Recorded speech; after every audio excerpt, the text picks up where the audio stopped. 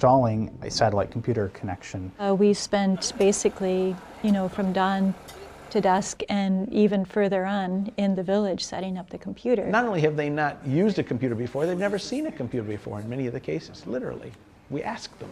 They had heard about what a computer is. Most of them hadn't really seen a computer. It's another thing to actually go to Africa and just to see it firsthand and to have to deal with the challenges. Not only is MSU learning about the physical aspects of the computer and, does it really work in these rugged conditions and things like that, but also it's a real learning experience for Tanzania. This gives them an opportunity to see the rest of the world.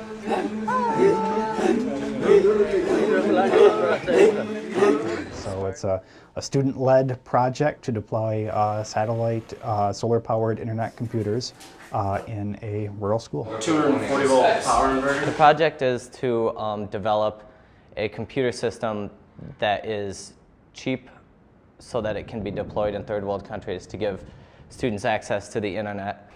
And then we would take them actually to, in this case, Tanzania, and try them out in a school and see what lessons we learned.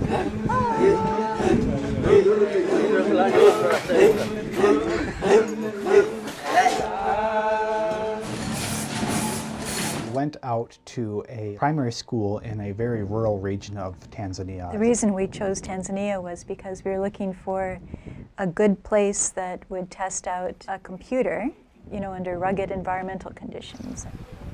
I'm going to double click the calculator. That brings up the calculator. It's hot, it's extremely dusty. About a year ago, we talked to a company called Lenovo, and they're the people who build the ThinkPad computers. They were interested in working with us on trying to develop a computer system that could be used in remote locations. For example, in an African village where there isn't a power grid, but they still want to provide connectivity to the internet and so forth. We designed a computer system with a solar power.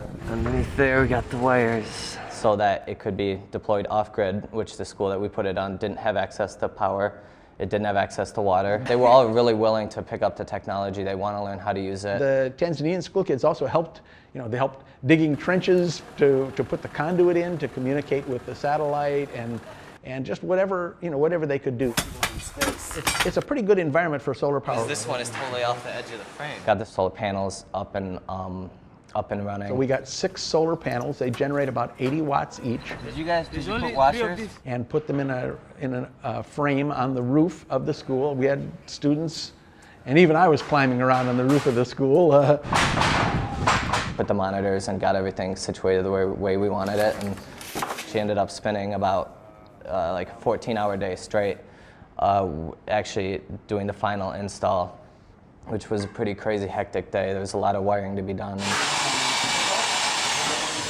But once we got it all together, it all worked on the first try. It was a pretty amazing experience. It's not just that it's the internet per se, but it's that it's information. Because this school, like most schools, hardly have any books at all. So any kind of information is just, people are thirsty for information. Well, we wanted to essentially turn the keys to the system over to the village, letting them understand that it's theirs. As far as we know, the telecommunications professors there told us that this is the first primary school in Tanzania that has internet access. And so it's an experiment, to see what works, what doesn't work, what the teachers and the students get the most out of the internet and of the computer. For our students, of course, this represents an opportunity to work on something with a real customer, with real users in a school in Tanzania, and learn to do something that is very exciting. The student teams are very highly motivated. They say, I don't care how much we have to work on this, we're going to make it work. It was a really busy, crazy week, but it was really worth it. Go! Go!